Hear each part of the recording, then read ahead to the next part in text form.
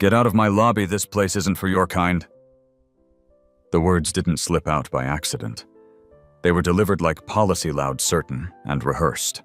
Arthur Sterling, manager of the Horizon Grand Hotel in downtown Seattle, stood behind the front desk with his arms crossed and judgment written all over his face. He wasn't whispering. He wasn't hiding. He said it so the entire lobby could hear. He looked right at her, at the black woman in plain clothes, and decided right then and there that she didn't belong. What he didn't know was that in exactly 9 minutes, the woman standing in front of him would fire him. And every single member of his team right there in the very lobby where he had just tried to humiliate her. Before we get into this, tell me where you're watching from. Comment your city below.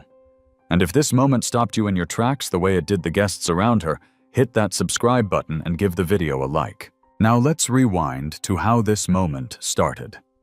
Imani Wallace walked through the glass doors of the Horizon Grand alone. No assistant, no designer purse, no brand labels, just a black t-shirt, fitted jeans, and calm eyes that had seen this scenario before. She took slow, confident steps across the marble floor. Her sneakers barely made a sound, but her presence sent a ripple through the lobby. She approached the front desk. Behind it stood Arthur, 48, flanked by 2 clerks. Megan Finch, 30, with a tight ponytail and tighter smile, and Ravi Sharma. 27 arms folded, eyes already narrowed in suspicion. None of them greeted her. None of them smiled. They just looked her up and down like a problem waiting to happen. "I have a reservation," Imani said evenly. "Penthouse suite. The name's Wallace." Arthur squinted at her like he misheard. "That's a very high-tier room. Are you sure you booked the right hotel?" Imani didn't answer the insult. She calmly slid her ID and black credit card across the counter. Arthur picked them up with 2 fingers, holding the card like it might stain him. "Strange," he muttered.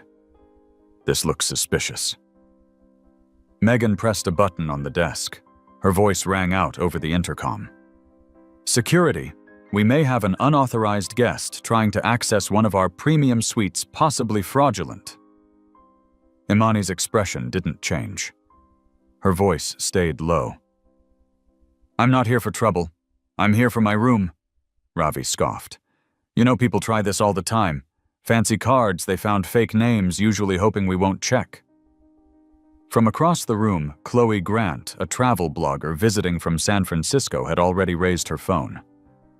"I'm filming this," she whispered to her friend, Ethan Cole. Then louder, "This is being posted. People need to see this." Ethan started live streaming.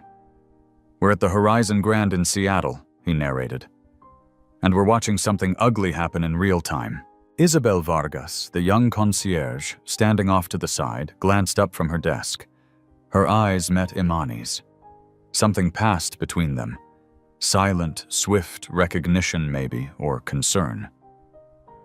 Isabel took a step forward, but Arthur cut her off with a glance.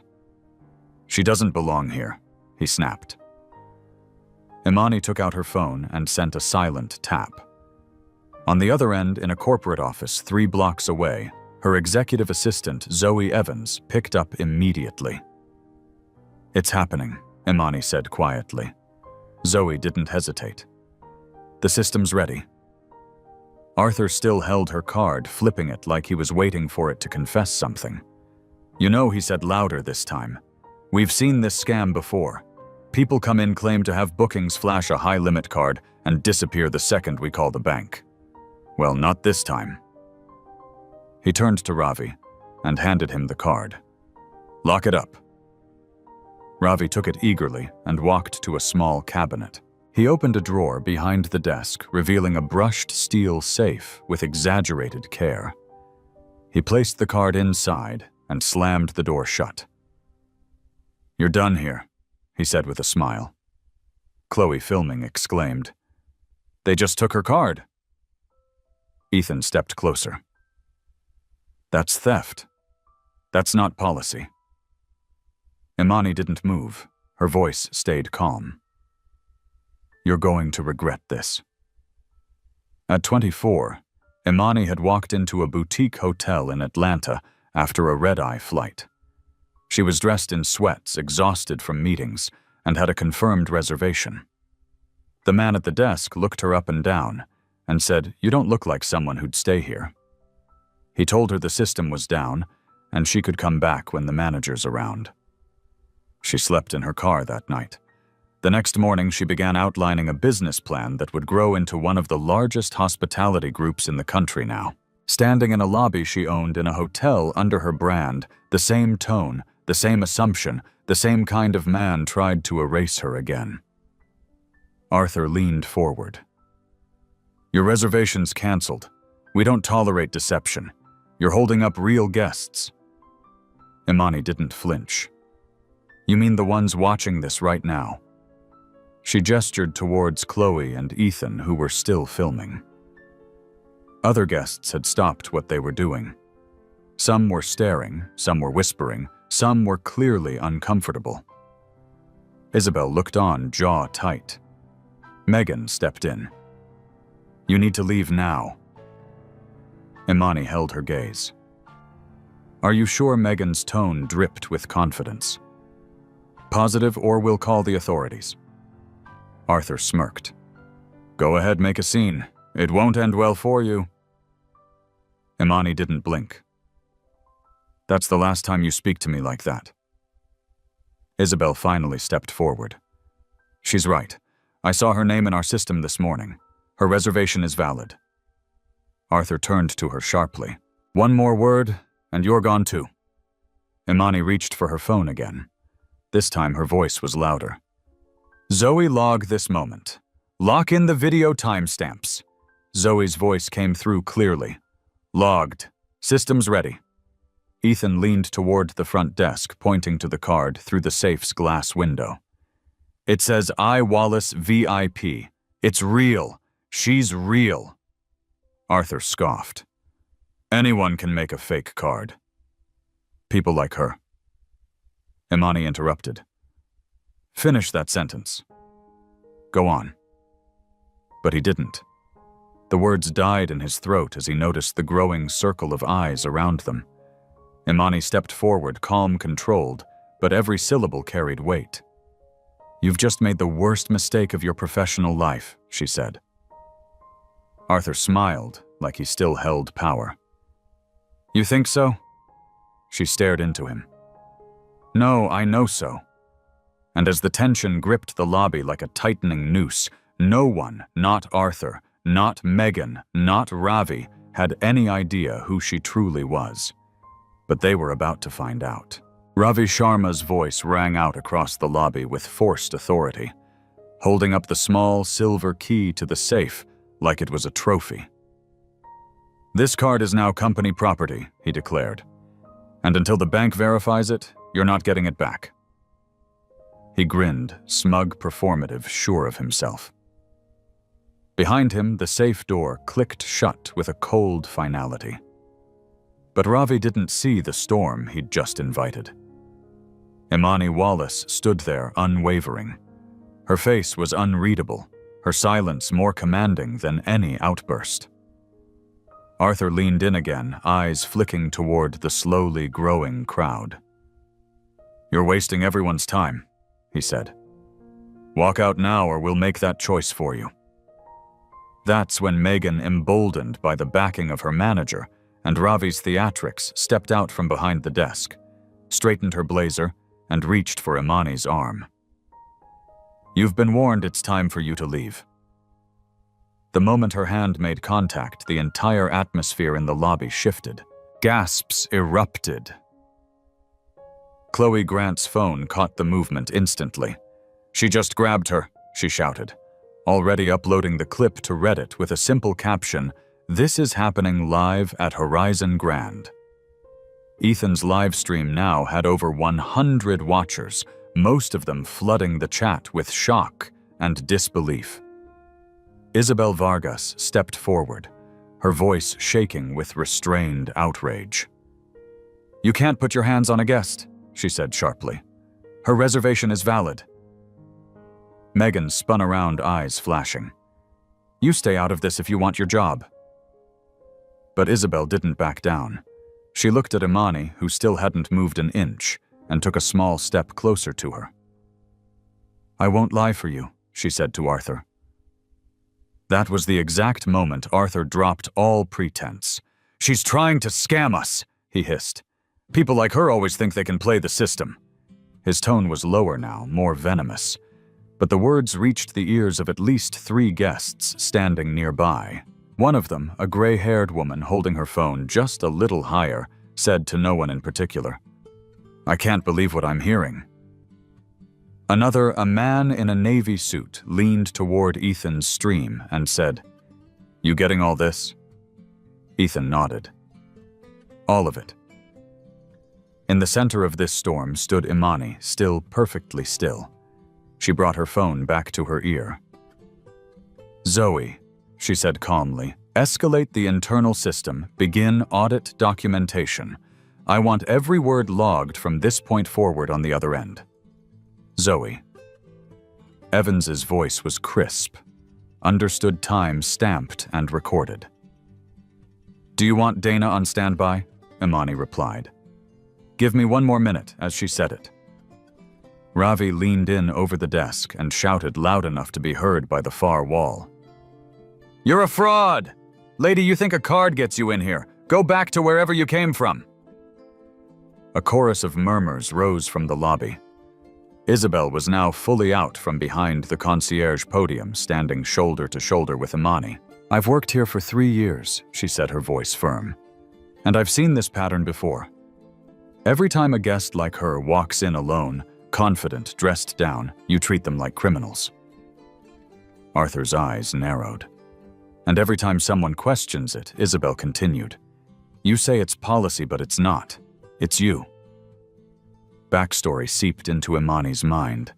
She was 16, dressed in her Sunday clothes, waiting in a hotel lobby in Charlotte. Her parents were late. A clerk walked up to her and said this area's for guests only. She tried to explain, but the woman didn't listen. She was escorted to the sidewalk like a loiterer. The shame stayed in her bones for years. It didn't make her small. It made her sharp. It made her build. Arthur wasn't finished. He turned toward Isabel. Enough, I want her out now, or I'll have security escort both of you. Megan, who'd been silent since Chloe started filming again, added quickly. She refused to provide valid ID. This is a breach. I'm reporting it. But the tension was already turning against them. Ethan, still filming, turned the camera toward his own face. Just to be clear, he said. We're watching a guest be harassed by hotel staff after providing her name card and ID, and now they're physically trying to remove her. This is not just bad service. This is disgusting. Imani turned to Ravi, her voice no louder than before. Return my card now. Ravi leaned over the counter, smirking. Or what Imani's eyes didn't move. Or you'll be locked out of the Horizon system for life. No employment, no references, no appeal. Megan snorted. You don't speak for Horizon. But Isabel spoke up immediately. She does. Arthur's voice snapped like a whip. You're out of line. Isabel, you don't even know who she is, Chloe interjected from the side. She does. We all do. She turned the camera back to Imani. Look at how she's standing. Look at how calm she is. That's not someone begging for service. That's someone letting you dig your own grave. Imani's voice stayed steady. Ravi, one last chance. Ravi looked unsure for the first time. Arthur tried to salvage the moment. This isn't about anything personal. It's about protocol. But his words came too late. Chloe and Ethan's videos were already spreading, and guests were whispering about what they'd just seen. One man said, I've stayed here for years. Never again. A young woman holding a carry-on suitcase turned to Isabel and asked, Is she really who I think she is? Isabel didn't answer, but her silence said enough. Then the twist that shifted the lobby's temperature completely. Isabel stepped forward, voice louder now. This isn't the first time Arthur ignored complaints like this. He's been warned.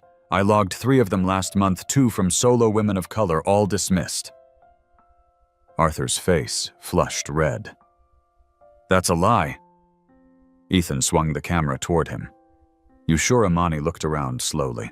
Every phone was raised now, every guest paying attention. She said to no one in particular, but loud enough for every person to hear. Your time running this place unchecked is over. Arthur tried one more desperate move. Fine, if you won't leave, I'll call the cops myself. Imani smiled. Please do. And for a moment, Arthur hesitated. Because for the first time, he saw something in her face that unsettled him. Not fear, not uncertainty, power-controlled, silent, and far beyond his reach. Guests began to move subtly but deliberately, stepping between Imani and the front desk. They didn't know her name yet, but they knew enough. One woman rolled her suitcase directly into Megan's path. Another man pulled his phone charger from the desk outlet and stood beside Isabel. Ethan turned his phone around, capturing the growing crowd. They're protecting her now, he said into the stream. Imani, still in the center, took a single step forward and said one sentence. This lobby belongs to me. The words didn't shout. They didn't need to. Ravi's smirk faltered. Megan looked down. Arthur blinked, and in that split-second silence, the lobby once hostile began to turn. How would you have responded if someone tried to push you out of a hotel you owned? Share your thoughts in the comments below. Throw her out now. Arthur's voice cracked across the marble lobby like a gavel, desperate to regain control that had already slipped through his fingers. The lobby wasn't quiet anymore. Phones were raised. Whispers were now open protests. But Arthur, red-faced and trembling with authority, he no longer truly held, pressed forward anyway. She's trespassing. She's a liar, he bellowed. He turned toward the intercom and slammed his hand down on the button. Ravi's voice crackled across the entire lobby speaker system. To all staff, unauthorized individual in the lobby, do not engage. Repeat, do not engage with this guest. Fraud alert. The moment the announcement ended, the silence that followed was heavier than the words themselves. Imani didn't flinch, but the guests did. Chloe Grant shouted from the corner. She's not a fraud, we're recording everything. Her voice trembled, not with fear, but with fury. Ethan's live stream view count had jumped past 2,000. Comments rolled in like waves. That's theft unreal. How is this happening in a luxury hotel? A mother with her teenage daughter backed away from the check-in line, whispering they're going to regret this. Meanwhile, Megan, shaken but still following Arthur's lead, grabbed Imani's arm again and yanked her toward the exit. Let's go! You're embarrassing yourself, she hissed through clenched teeth. That was when Isabel Vargas stepped between them. Physically, the youngest staff member in the room, the only one to speak up consistently, stood shoulder to shoulder with Imani. Don't touch her again, she said loud and clear. Megan froze. You'll be fired, she spat. Isabel didn't back down. Then fire me, she snapped. But you're not putting your hands on her. Arthur surged forward, his frustration boiling over. Do you even know who she is? He barked at Isabel. She's a fraud. Look at her. He gestured at Imani's t-shirt, her jeans, her sneakers, like it all proved something. People who stay in penthouse suites don't look like that. Imani's voice was quiet, measured. You keep saying that word fraud, like it'll make your mistake disappear. She took one small step forward. The distance between them closed like a noose tightening around Arthur's narrative. At 29, Imani had flown into Los Angeles for a conference.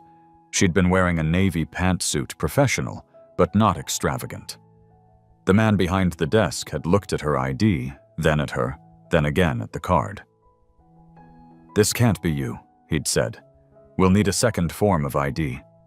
She provided one, then another.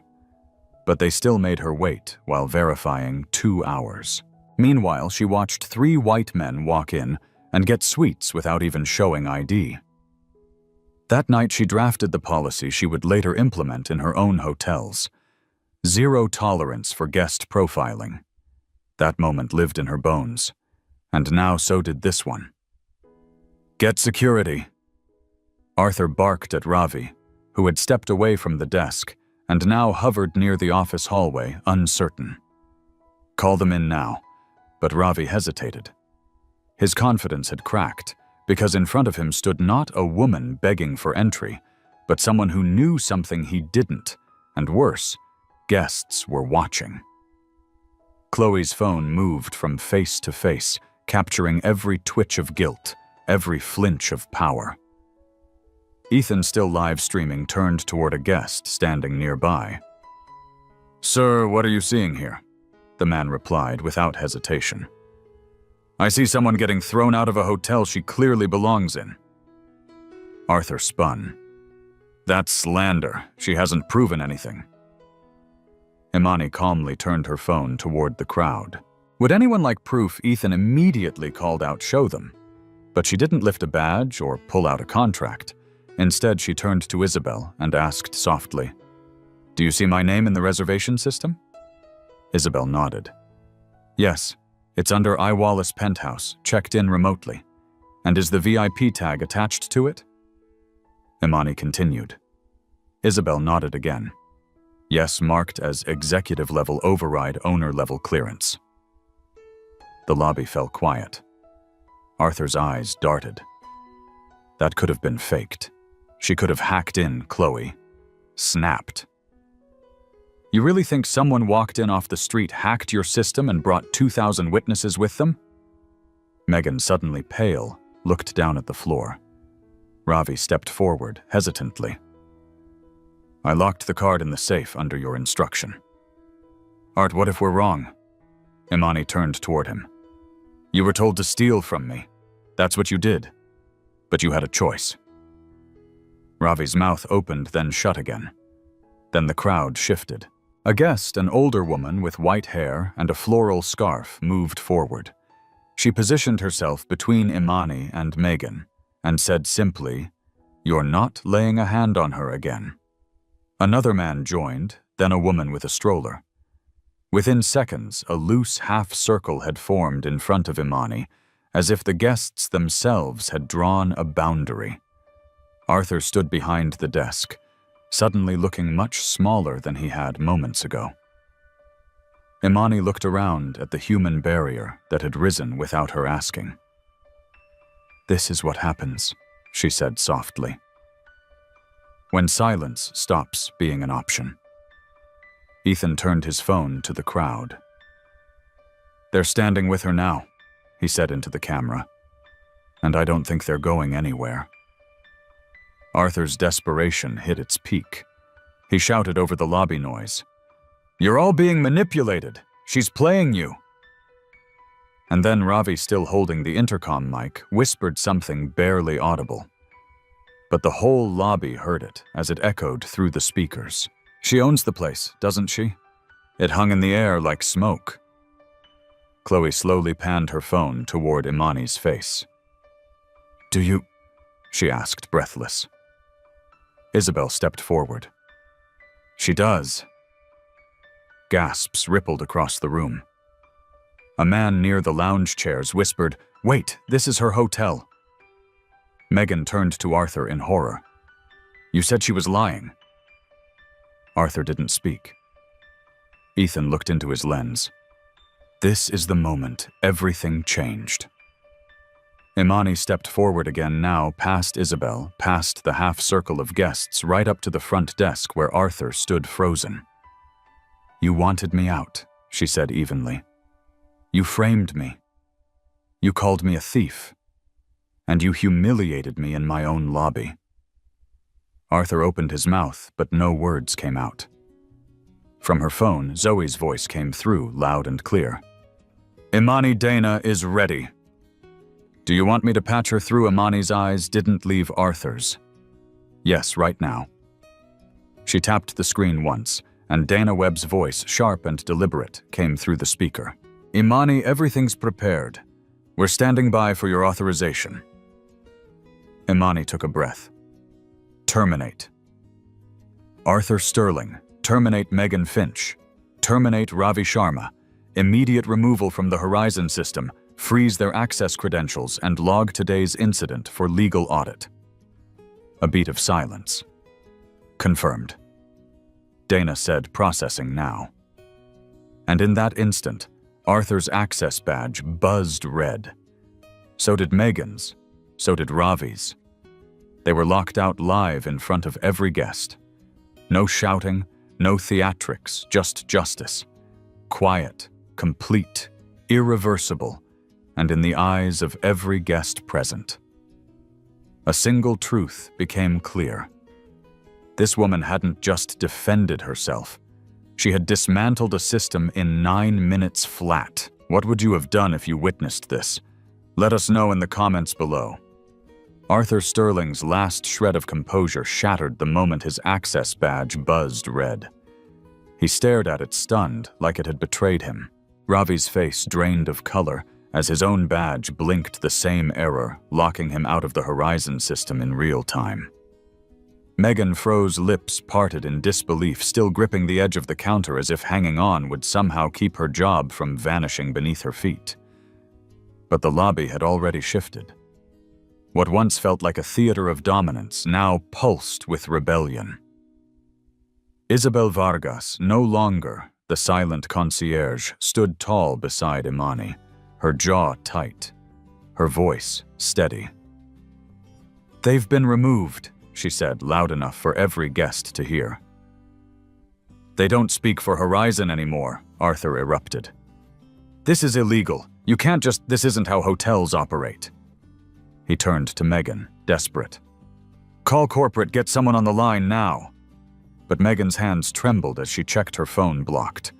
Horizon's internal system had shut down her staff login credentials. I'm locked out," she whispered, panic blooming across her face. "Everything's gone."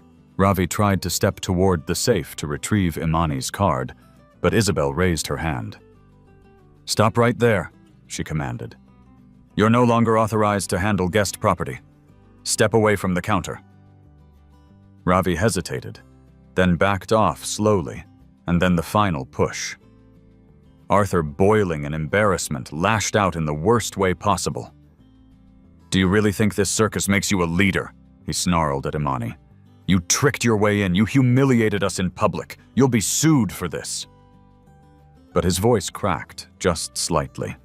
When he said it, he was no longer in control, and he knew it. Imani, still calm, tilted her head slightly. "You think leadership is about hiding things, Arthur, manipulating perception?" She gestured to the guests around them. "Leadership is when people who've been ignored for too long finally speak up, and they're heard right on cue." A woman in the crowd raised her voice.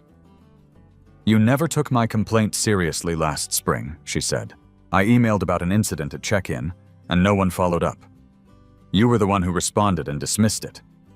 Arthur turned sharply to see her face, then looked away, recognizing her. Another voice. "I was charged twice for a room and got no response until I threatened legal action." A man chimed in from behind the lounge chairs. "I asked for an ADA-compliant room and was told none were available, then watched someone else check in and get one." One by one, guest voices became a chorus of past slights and denied accountability.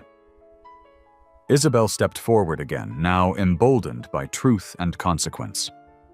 "I logged 3 complaints in the last 2 months alone about biased behavior at the front desk. They were dismissed every time." Arthur signed off on the dismissals himself. Megan backed up until she hit the wall, eyes darting between guests and her former co-workers. "Art, what is this?" she whispered. "They're turning on us." Arthur's voice was now reduced to a whimper. "They're just angry. This'll blow over." But it didn't. It grew. Ethan panned his live stream across the lobby. "This is what a reckoning looks like," he said to his viewers. "They pushed too far, and now the guests are speaking." Then, the moment that cemented it all, Chloe Grant pulled up her Reddit post. Now viral, hundreds of comments, dozens of reposts, screenshots of Ravi's intercom announcement. The quote, "This card is now company property." Beneath it, a clip of Megan grabbing Imani's arm. Another of Arthur yelling people like her don't belong here. It was spreading like wildfire. "It's out there now," Chloe said aloud. "Everyone's seeing it." Arthur's desperation snapped again. He lunged toward the counter, shouting, "Delete, that's private property." But two guests stepped in his path. One of them, a quiet man with reading glasses and a messenger bag, simply said, "No, you don't get to silence this," the other guest. An elderly woman in a floral shawl held out her phone. "Your face is already online. Might want to think twice before making another threat." That was the tipping point. Megan turned to Imani, her voice shaking. "I didn't know," she said. "I didn't mean for this to happen." But Imani didn't nod. She didn't offer comfort. She simply said, "You helped make it happen. You watched it happen." And then Arthur did something no one expected. He turned to Imani, his voice ragged, shoulders slumping. "Why didn't you say who you were?" he asked. "You set us up." Imani blinked. "No. I gave you every opportunity to treat me like any other guest. That was the test, and you failed it publicly." That was when Zoe's voice returned, now on speaker through Imani's phone. "Imani, the board's authorized full incident response. Dana's ready for your next steps." Imani looked across the lobby, scanning every stunned face. Every guest still holding a phone, still bearing witness. "Patch her through." Dana Webb's voice, crisp and measured, filled the air. "Arthur Sterling, Megan Finch, Ravi Sharma, effective immediately. Your employment with Horizon Hospitality Group is terminated. Your access has been revoked. Legal documentation is being prepared. Ms. Wallace will supervise next steps directly. All guests, please be advised new leadership will be addressing your concerns momentarily." The weight of the words hit like thunder. Ravi tried one last protest. "This is insane. We built this place," but Imani cut him off. "You built nothing. You guarded the door and turned away the very people we claim to serve." She turned to Isabel. "Please unlock the safe, retrieve my card." Isabel moved efficiently, professionally. She entered a new code, her own, and opened the safe. Imani's black card lay untouched, pristine. Isabel handed it back without a word, but her eyes were glassy with emotion. Then came the guests, one by one. They began clapping, not loud, not chaotic, but purposeful, measured. As if acknowledging something overdue, Imani looked out over them and spoke. Not with anger, but with certainty. This wasn't just about me. This was about every guest who was told their presence was a problem. About every complaint that disappeared. Every policy used to humiliate instead of serve. That ends today. Arthur, Megan, and Ravi stood behind the counter, stripped of title, of power, of audience. And yet the consequences had only begun. Imani turned back to her assistant through the phone. "Zoe, we're proceeding with full lobby-level reform. Prepare the statement and elevate Isabel Vargas's status. She'll be leading this location." "Yes, ma'am," Zoe replied. And with that, Imani Wallace stepped forward, no longer mistaken, no longer anonymous. She had just taken her hotel back one decision at a time. Imani Wallace stood at the center of the marble lobby, silent, composed, while the three disgraced employees she had just fired stood frozen behind the front desk, faces, pale reputations shattered, and their power extinguished. Arthur's eyes, once filled with arrogant command, now flicked rapidly between the guests, the live streaming phones, and the woman he had just accused of being a fraud. Ravi stared blankly at the safe, now open and empty, its only contents. A black card he had mocked, resting securely in Imani's hand. Megan had gone quiet, lips slightly parted, her gaze locked on the floor, no longer daring to meet anyone's eyes around them. The guests remained fixed in place, unwilling to turn away. The tension had not eased. It had evolved into anticipation, as if everyone in the room knew they were on the edge of something permanent. Imani turned slowly, facing the crowd. Then, adjusting the hem of her plain black t-shirt, she stepped forward and spoke not for the cameras, not for applause, but with the clear, unwavering tone of a woman who had earned the right to every word. "My name is Imani Wallace," she said. "I am the founder and CEO of Horizon Hospitality Group. And as of this moment, I am reclaiming this hotel, not just from the people who misused their roles, but from every excuse they ever hid behind." The words hit the lobby like a shockwave. Phones lowered slightly. Eyebrows rose. One guest audibly gasped, another whispered, "She owns it." The whole company. Ethan's live stream comments exploded in real time. "CEO. This just flipped everything. What a move." Arthur stumbled forward. Wait, this isn't how we do things. You're the CEO, you should have. There's protocol, there are procedures, you ambushed us." "No," Imani replied, never breaking eye contact. "I walked in like every other guest, quiet, alone, respectful. The only thing I didn't bring was privilege, and you proved without prompting how your team responds to someone who doesn't look the part." Ravi shook his head slowly. "We didn't know we couldn't have known." "You didn't need to know," she snapped. "That's the point." At that, Isabel Vargas stepped beside Imani. Her voice soft, but certain. I recognized the name when she checked in. I saw the sweet tag, the override clearance, I knew who she was. But I didn't speak up, not right away. I'm sorry for that. Imani turned to her. "You did more than anyone else in this lobby. You told the truth, you stood up. And now you'll be promoted to Guest Services Director for this property. Effective today." Isabel's eyes widened, stunned. A few guests began to clap again, slower this time.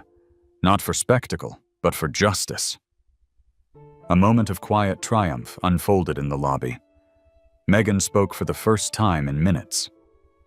"I didn't mean for it to go this far," she said, her voice trembling. I didn't know what to do." Imani regarded her carefully. "You had a choice, Megan. You made it when you pressed the intercom, when you grabbed my arm, when you laughed, when you watched your colleague lock away my card like I didn't matter." Then, without warning, Megan cracked. "It was Arthur," she cried. "He told us how to deal with people who didn't match our top-tier guests. He said we were just protecting the brand image. I thought it was normal." Arthur whipped his head around, furious. "That's a lie."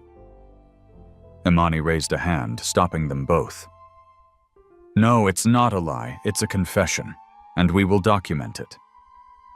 Dana's voice returned over the call, steady and cool. "We've logged the admission. This will be escalated to the compliance and legal teams." A few guests nodded in approval. One woman holding her toddler said aloud, "About time someone was held accountable." Ethan, still recording, spoke into the camera. She didn't just fire them, she exposed the whole system from the top down. Ravi stepped forward weakly. "What happens to us now?" "You'll receive formal notice of termination," Imani said. "Your names will be flagged across Horizon's hiring network. You're banned from future employment with any of our properties. And if we discover prior misconduct covered up under your supervision, further action will follow." Arthur stared at her like a man who had just realized he had underestimated the wrong person. All this because you wanted to prove a point. No, she said coldly. All this because I'm tired of people like you deciding who deserves respect based on appearances. From the crowd, Chloe raised her voice. They tried to erase her, and now she's rewriting the rules. Imani stepped aside, allowing Isabel behind the front desk. Reset the check-in system, suspend pending reservations flagged under Arthur's staff ID. We'll reach out to all affected guests and offer them compensation. Isabel nodded and got to work, hands steady, now empowered. Imani turned to the guests. If any of you experience mistreatment at this property today, or before, our internal team will be stationed in the lobby. I've instructed Zoe to open direct lines for all complaints, and we will respond within 48 hours. No form letters, no PR fluff, just answers. The room stood still, then began buzzing, not with chaos, but clarity. Guests murmured in agreement. One elderly man tipped his hat and said thank you for not walking away. Imani nodded gently. I've walked away too many times, not anymore. Dana's voice came through again. Media outlets have picked up the footage. X and Reddit are circulating it without hashtags. The narrative is building, but you're in control. Imani gave a firm nod. Let them talk. Let the public see what happens when a company doesn't just apologize, but acts. Then she turned back toward Arthur, Megan, and Ravi. You're dismissed. Your personal belongings will be sent to you. Security will escort you from the premises. You are not to speak to or approach any guests. Isabel looked at her. Should I notify building security? No, Imani replied. Let them walk through the lobby. Let every guest see the consequence of unchecked behavior. As the three former staff members moved through the lobby under the weight of their own disgrace, no one stopped them. No one offered sympathy. Only the quiet murmurs of accountability followed them out. And once the doors closed behind them, Imani turned back to her guests and her staff, not with relief, but with resolve. This wasn't justice. This was a beginning. Reform starts now. And with those words, Horizon Grand Hotel stopped being just a name carved in stone and became the place where everything changed. The moment the glass doors sealed shut behind Arthur, Megan, and Ravi, the energy in the Horizon Grand lobby shifted from confrontation to transformation. Guests stood quietly absorbing what they had just witnessed. A top-down reckoning carried out not behind closed doors, but right in front of them, under crystal chandeliers and beside gold-plated check-in counters. Imani Wallace, still composed in her plain black t-shirt and jeans, didn't pause. She turned to Isabel Vargas, now elevated from concierge to acting guest services director, and gave a clear directive: initiate the reform plan, start from the top. Isabel, no longer hesitant, nodded, and immediately began shutting down the existing reservation system, disabling every user login associated with the terminated staff. Done, she confirmed within moments. Imani pulled out her phone. Zoe, she said firmly, send out the internal alert. Notify regional compliance, diversity operations, and legal. I want a full audit of Horizon Grand's last 18 months guest complaint staff, conduct records and suppression logs. Zoe's reply was instant. Already in motion, the media's circling, but your voice is front and center. Dana's preparing the rollout briefing. Guests began to approach Isabel, many speaking softly, unsure if it was appropriate to offer support. One woman, clutching a reservation confirmation printout, whispered, "Thank you. I was scared to speak earlier." Isabel smiled gently. "We're listening now." In the corner, Ethan Cole's live stream showed steady growth. Now past 10,000 viewers, his caption had updated to CEO reclaims hotel fires, entire staff in lobby, real-time reform. Comments flooded the screen. Chloe, now quiet for the first time since she began recording, approached Imani with her phone lowered. "Do you want me to keep posting?" she asked. Imani nodded. "Only truth, that's all I care about." Then she turned to the crowd. For years, Horizon Hospitality promised inclusion, but policies mean nothing if bias is ignored behind the desk. Today, that changes. She looked to Isabel again. "Reassign all staff training to begin within 72 hours. We'll bring in an independent firm, and every employee front desk concierge management will undergo recertification, no grandfather clauses, no excuses." As Imani spoke, Dana's voice came through on speaker once more. "We've approved your full reform plan. Local media is requesting a statement. We've confirmed your authority to implement procedural suspension of current operations for guest safety," Imani replied. "Then suspend front desk bookings temporarily. Isabel will manually handle VIP guests. Others will be redirected to our downtown partner location with a complimentary night." She turned to Isabel. "You okay with that load?" Isabel gave a single steady nod, more than okay. Around them, guests no longer looked like spectators. They looked like supporters. One man offered to help with luggage. A couple volunteered to pass out water bottles to waiting guests. From confrontation had grown cohesion. The lobby had become something different now. Part recovery room, part headquarters. And then came the twist that hardened Imani's calm into something sharper. A notification pinged on her screen, an internal flag from compliance. She opened it quietly, scanning the summary. Her jaw set as she read. Then she lifted her eyes and said to no one in particular, "Arthur didn't act alone." The lobby paused again. Dana's voice returned in her earpiece, this time lower, urgent. "We've pulled Horizon Grand's archived complaint records. Arthur submitted false summaries to regional headquarters.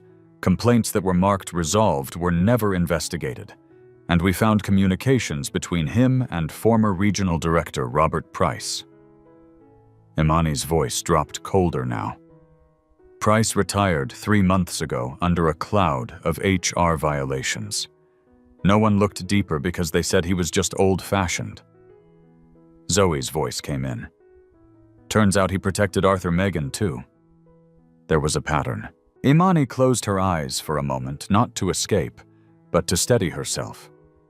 Then she opened them crystal clear with resolve. "We're not just reforming this location," she said. "We're initiating a full Horizon-wide review. Every flagged employee, every buried complaint, every fake resolution." She turned to Ethan, who was still filming. "You can show this part," she said. "People need to know that rot starts from the root and we're digging it out." The guests around her nodded. Some looked stunned, others relieved. One woman in her 70s whispered, "I've waited years to see someone in charge actually do something." Chloe turned to her stream. "We came for a vacation," she said, "but we witnessed a revolution." Imani glanced around the lobby. She didn't see walls and marble anymore. She saw a symbol of what hospitality could be and what it had failed to protect for far too long. This hotel was never broken because of its decor or design, she said. It was broken because people were trained to smile at some guests and interrogate others. Her eyes moved across the room. That era ends today, and the rebuilding began 3 months later. The Horizon Grand Hotel no longer resembled the place where Imani Wallace had been humiliated in front of dozens of strangers. The marble floors remained polished, the chandeliers still glittered, and the velvet chairs still invited guests to sink into quiet luxury. But the silence that once carried judgment now carried welcome. A framed portrait of Imani now hung near the check-in desk, not for vanity, but for accountability. Beneath it, a plaque read, This space belongs to every guest, no exceptions. Guests walked in and out without fear of being second-guessed based on appearance, accent, or attire. And behind the desk stood Isabel Vargas, now permanently appointed general manager, not just as recognition of courage, but because she redefined what leadership looked like at Horizon. The reform Imani implemented rippled far beyond Seattle. Horizon Hospitality Group launched a sweeping initiative auditing all 57 of its properties across the U.S. Dozens of previously ignored complaints resurfaced, and new staff-wide training protocols were enforced company-wide. Each hotel adopted a new equity compliance panel, rotating guest advisors' anonymous feedback systems, and zero-tolerance enforcement with real accountability. As for the guests who had witnessed the incident that day, they received personal letters of thanks and follow-up calls. Not from public relations interns, but from Imani herself. You stood when others looked away. One message read, "That matters." Chloe Grant and Ethan Cole, whose live streams had ignited national media coverage without a single hashtag, were invited to speak at Horizon's Internal Leadership Summit, where they emphasized the power of real-time accountability. "We didn't set out to expose anything," Ethan had said. "On stage, we just refused to put our phones down." But even as the company transformed, the past refused to stay buried. 1 week after the incident, Imani received a quiet message from a former hotel manager in Portland, a man who had worked under Arthur years before. His voice, low with guilt, confessed something that cast everything in a darker light. Arthur wasn't just following his own bias, he admitted.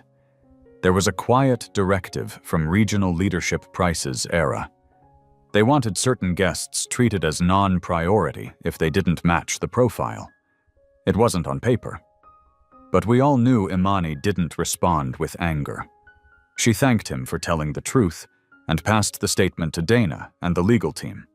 But that single admission revealed the final twist in the story. The Horizon Grand Scandal had never been about one man abusing his power. It was about a system that had quietly enabled it. As news of the confession spread, former employees from other branches began to speak up. An internal Horizon task force was formed to re-interview staff dismissed under questionable circumstances. Several were reinstated. Others received settlements. Imani made sure no one was hired or fired again without a paper trail. And every new manager went through direct accountability orientation. "It takes more than policies to rebuild trust," she told her board. "It takes proof that silence won't be rewarded and that telling the truth won't cost you your job." Imani's own legacy shifted too. Once known as a discreet billionaire who built a hospitality empire from grit and strategy, she was now publicly celebrated as a reformer. Not because she sought the spotlight, but because she had finally stepped into it to make change permanent. She launched a new division within Horizon. Horizon Forward, a diversity, equity, and inclusion initiative focused not on slogans, but measurable outcomes under its first act.